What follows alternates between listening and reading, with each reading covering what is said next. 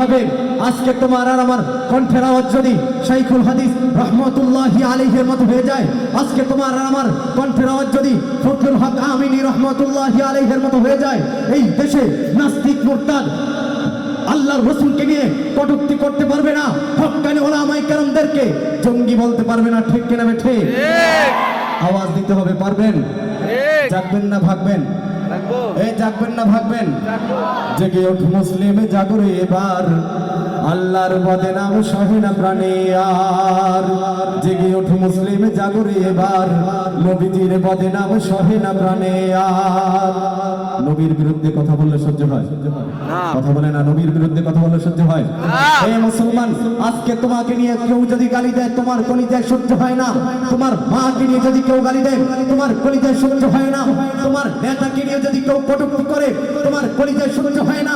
যেই রব্বুল আলামিন গোটা পৃথিবী সৃষ্টি করেছেন, যাকে না বানাইলে গোটা পৃথিবীর কোনো কিছুই সৃষ্টি হতো না, সেই নবীকে নিয়ে যদি কেউ কটূক্তি করে, কেউ ব্যঙ্গ করে, আমি আর আপনি কি সহ্য করতে পারবো? আওয়াজ তুলতে হবে। সহ্য করতে পারবো? জেগে ওঠ মুসলিম জাগরে এবার, নবীজির বদনাম সহে না প্রাণে আর। জেগে ওঠ মুসলিম জাগরে এবার, কোরআনের বদনাম সহে না প্রাণে আর। ডাকছে নবীজি বলছে বারে বার, ডাকছে নবীজি বলছে বারে বার, এখনই সময় হলো বদলা নেবার, এখনই সময় হলো জীবন দেওয়া।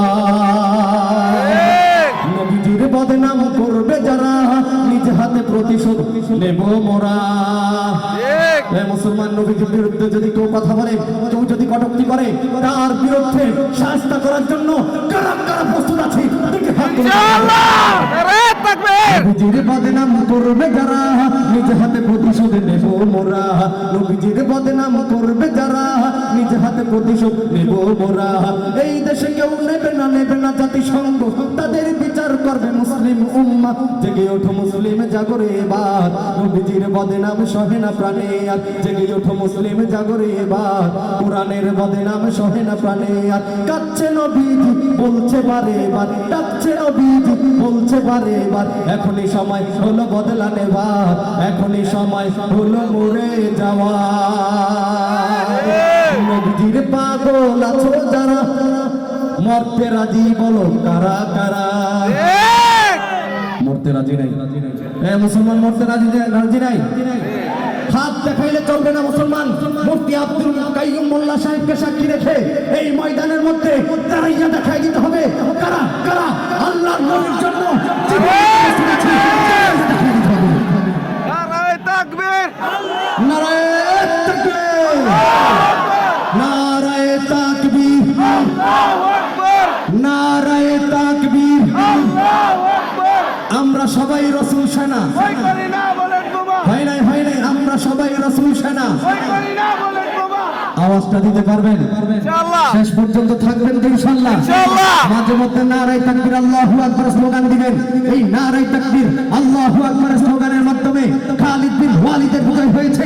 আমরা যদি সেই নারায়ে তাকবীর আল্লাহু আকবার স্লোগান দিতে পারি, এই দেশে কেউ আল্লাহর রাসূলকে নিয়ে কটূক্তি করার সাহস পাবে না। কথা বলেন। আজকে আপনারা আমার কণ্ঠের আওয়াজ স্তব্ধ হয়ে যাওয়ার কারণে কাদিয়ানীর বাচ্চারা আমার নবীকে শেষ নবী বলে মানতে চায় না। নাউজুবিল্লাহ বাড়িতে যায়। আরো জোরে বলেন নাউজুবিল্লাহ। আল্লাহর রাসূলের স্পষ্ট হাদিস, আনা ফাতামুন নাবিয়্যিনা লা নাবিয়্যা বাদি। নবী বলে গেছেন আমি শেষ নবী, আমার পরে আর কোন নবী আসবে না। তারপরে যদি কোন ভণ্ড, কোন প্রতারক নবী দাবি করে, সে কি? জোরে বলেন সে কি? মির্জা গোলাম আহমদ এই লোকটাকে কাদিয়ানী সম্প্রদায় নবী মানে। এই মির্জা গোলাম আহমদের ছোট্ট একটা কথা বলি। এই মির্জা গোলাম আহমদ যে মারা গেছে, তার মৃত্যুটা হয়েছিল বাথরুমে। আচ্ছা বলেন তো দেখি, কোন নবী রাসূলের মৃত্যু কখনো বাথরুমে হইতে পারে? আরো যারা আওয়াজ দিয়ে বলেন, কোন নবী রাসূলের মৃত্যু কখনো বাথরুমে হইতে পারে? কোন নবী রাসূলের মৃত্যু কখনো বাথরুমে হইতে পারে না। অতএব সে ভণ্ড, সে কাফের। তাকে যারা কাফের মনে করবে না, তারাও কাফের, তারাও কাফের। কথা বলেন একমত আছেন তো ইনশাআল্লাহ? আপনাদের এই রায়পুর এলাকায় যদি আমার নবীকে নিয়ে কটূক্তি করে, মাঠে ময়দানে থাকবেন তো? আলহামদুলিল্লাহ। আমরা দেখতে পাচ্ছি আমাদের প্রিয় ভাই, যার জন্য অপেক্ষমান আমাদের শিল্পী মোনায়েম বিল্লাহ ভাই স্টেজে আগমন করেছেন। অত্যন্ত চমৎকার নাশিদ আপনাদেরকে শোনাবেন। আমি শুধু আপনাদেরকে জাগ্রত করার জন্য জাগরণী সঙ্গীত গাইছি। কষ্ট পাইছেন আপনারা? চলবে? আলহামদুলিল্লাহ রিকোয়েস্ট এসেছে আমাদের কারি আবু